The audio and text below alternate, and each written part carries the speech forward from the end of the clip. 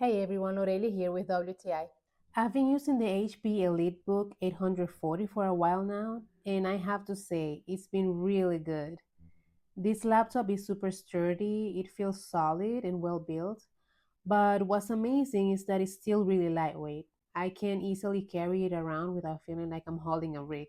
The keyboard is another highlight for me. It's spill resistant, which is a lifesaver because, let's face it, accidents happen. And typing on it is a dream. The keys have just the right amount of travel and feel super comfortable. Now, the trackpad is super smooth and responsive. I love how easy it is to navigate and use gestures. It makes getting things done much quicker and hassle free. Oh, and it even has a fingerprint scanner. It's great for that extra bit of security and makes logging in really easy. So if you're looking for a sturdy yet lightweight laptop, then the HP EliteBook is a fantastic choice, and that is my point of view.